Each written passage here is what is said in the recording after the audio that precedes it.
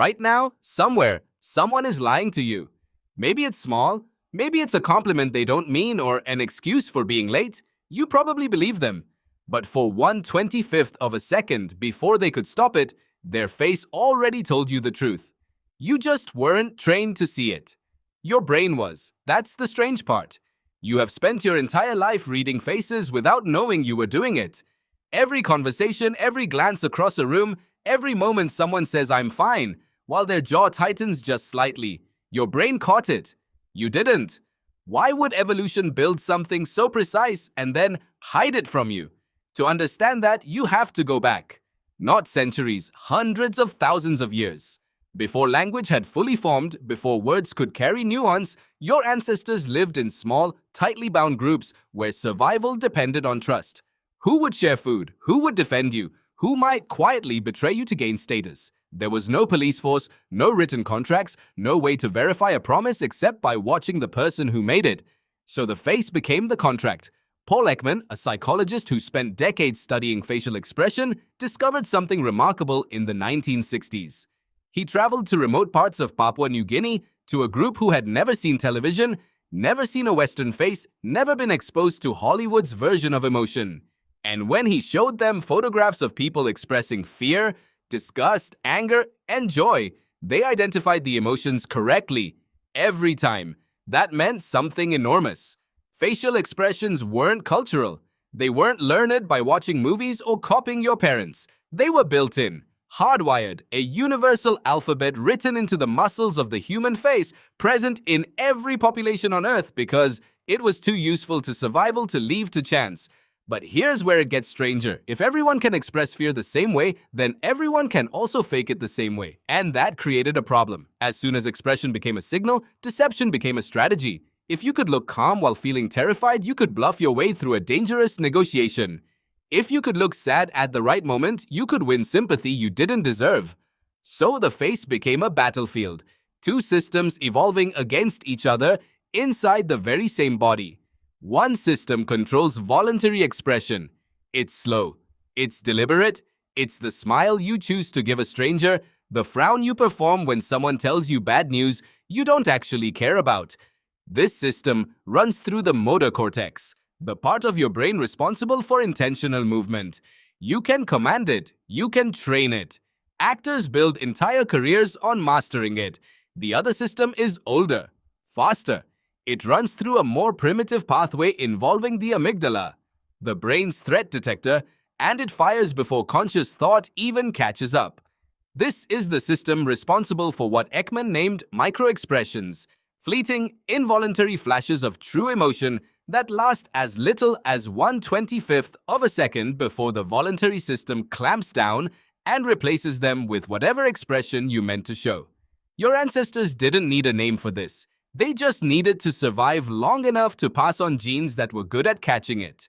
Which means, somewhere in your skull right now, you are carrying the inherited pattern recognition of every human who ever lived long enough to reproduce because they noticed the flicker of contempt before the smile arrived to cover it. Here's a question worth sitting with. If you're this good at detecting lies, why do you get fooled so often? The answer isn't that your detection system is broken.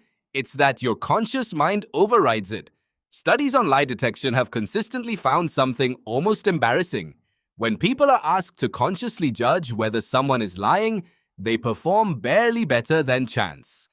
Around 54% accuracy, according to a landmark meta-analysis by communication researcher Charles Bond.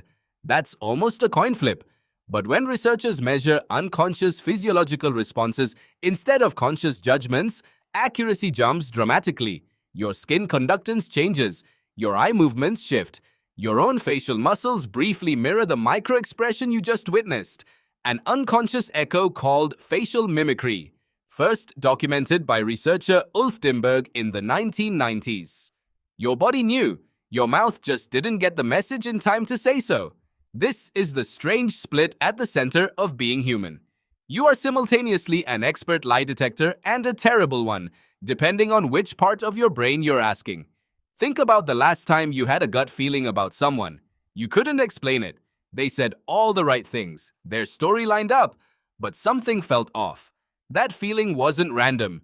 It was your amygdala flagging a mismatch between what someone's mouth said and what their face did for a fraction of a second before their mouth ever opened. You do this constantly, and you do it without noticing. Watch a child who has just broken something and is denying it.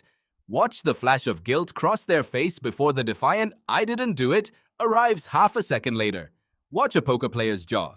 Watch how someone's eyebrows lift just slightly, just briefly, right before they tell you they're not surprised at all. 7 expressions appear to be universal across every culture ever studied, according to Ekman's research: anger, disgust, fear, happiness, sadness, surprise, and contempt. Contempt is the one most people miss consciously, even though it's often the most revealing. It shows up as a tiny asymmetrical tightening at one corner of the mouth. It's the expression of someone who feels superior to you while telling you they respect you completely. Once you know to look for it, you start seeing it everywhere. In interviews, in arguments, in your own reflections, sometimes during a conversation you didn't want to have. There's a reason this matters more now than it ever has. You don't just read faces across a table anymore, you read them through screens, filtered through video calls, compressed into low frame rates that can actually delete a microexpression entirely before it reaches you. Some researchers now wonder whether growing up interacting through screens is subtly dulling the very facial reading instincts that took hundreds of thousands of years to build.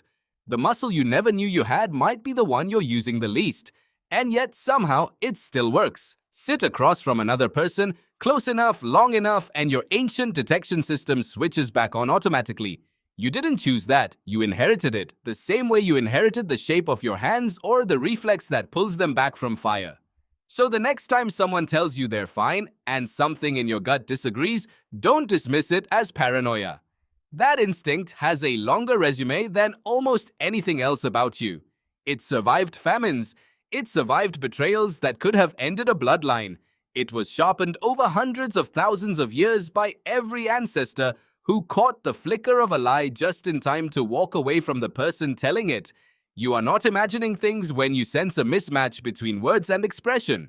You are doing exactly what your brain was built to do, faster than thought, older than language, running quietly underneath every conversation you'll ever have.